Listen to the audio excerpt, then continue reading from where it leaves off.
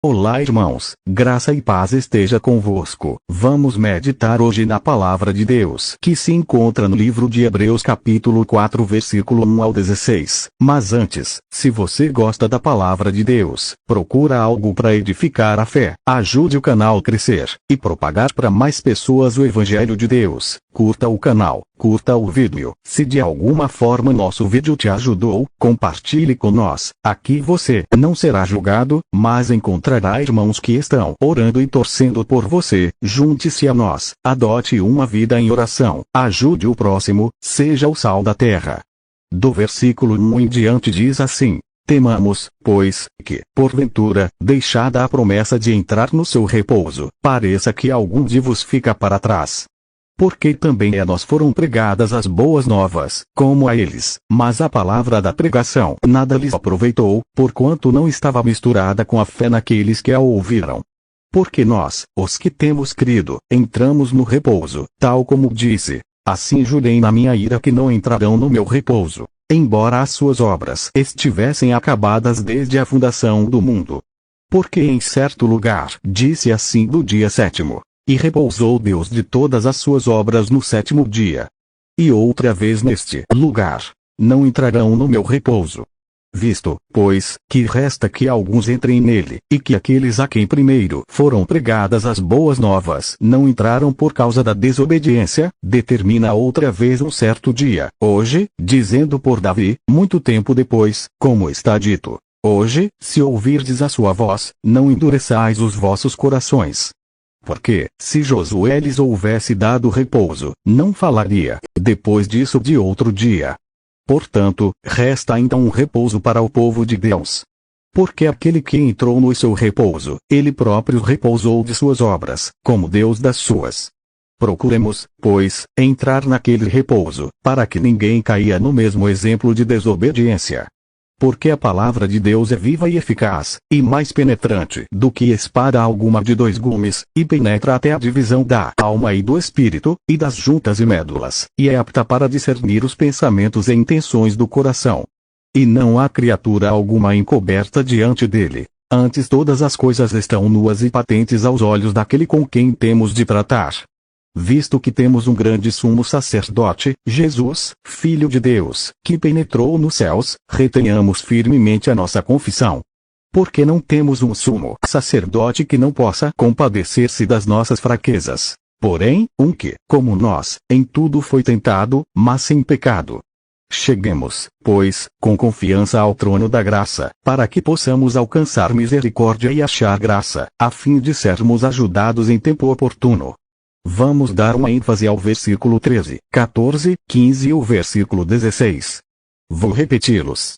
Versículo 13. E não há criatura alguma encoberta diante dele, antes todas as coisas estão nuas e patentes aos olhos daquele com quem temos de tratar.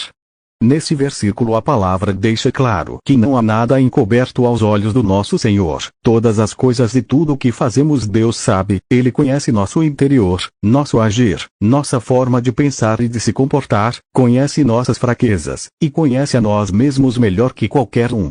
No versículo 14, diz assim: visto que temos um grande sumo sacerdote, Jesus, Filho de Deus, que penetrou nos céus, retenhamos firmemente a nossa confissão.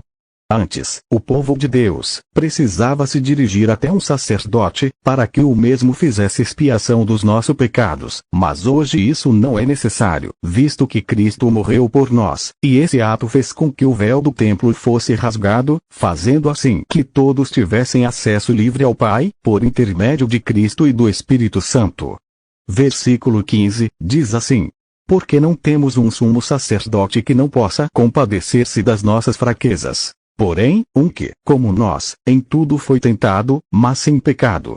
Aqui podemos ver que até mesmo Cristo foi tentado, mas diferente de nós, ele não sucumbiu às fraquezas da carne, e nem ao pecado, mas por seu amor, ele compadecer-se dos que o buscam, mesmo estando no pecado. Cristo compreende que somos falhos, ele é nosso sacerdote, que nos livra e purifica de todo o pecado.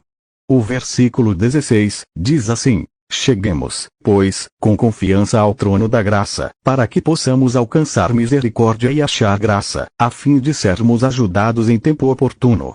quando somos salvos, e estamos debaixo da graça de Deus, sempre quando nós deparamos com nossos erros, e cometemos um pecado, temos a tendência de nos afastarmos de Deus, em parte porque nos sentimos envergonhados, pois o pecado nos faz se sentir sujos e com vergonha. Como vamos encarar o nosso Senhor, depois de que cometer tal pecado, depois de falhar assim? Mas esquecemos que Deus já nos conhece, Ele conhece nosso interior. Quando pecamos, esse é o momento que devemos nos aproximar de Deus, e não nos afastar. É Deus que nos purifica, e Ele que liberta do pecado. Se nos afastamos dele, damos brecha para o inimigo entrar e nos influenciar, principalmente quando é um erro recorrente. Nós não estamos livres do pecado, não nos tornamos santos quando aceitamos a Cristo como Salvador, mas pelo contrário, nós estamos no processo de santificação, para nos tornarmos santos no Senhor. Então, amados, ao pecar, não se afaste de Deus, se aproxime dele, do seu altar, entregue a sua confiança nele, pois ele conhece você, conhece as suas fraquezas, tem certeza que ele não vai te condenar, mas sim ele estará lá, todas as vezes que falhar, para te estender a mão.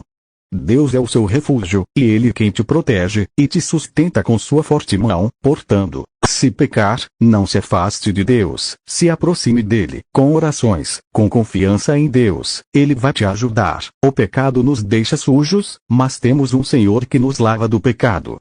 O momento em que estamos fracos, em que cedemos ao pecado, é o momento que temos que nos aproximarmos mais do Senhor. Então, meus amados irmãos, não se afaste da igreja, não se afaste de Cristo, peça a Ele forças, se aproxime mais dele, que Ele te ajudará. Tudo que o opositor quer, e nos ver longe do Senhor. Não tenha medo de se achegar a Deus quando errar, Ele vai te ajudar.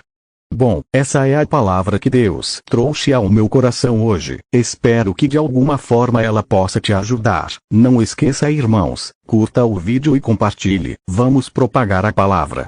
Fiquem firmes, compartilhem o amor de Deus. Orem por esse canal para que possa ser mais uma forma de propagar a palavra. Deixa seu nome aí. Cristo te ama, meus irmãos. Nunca esqueça disso.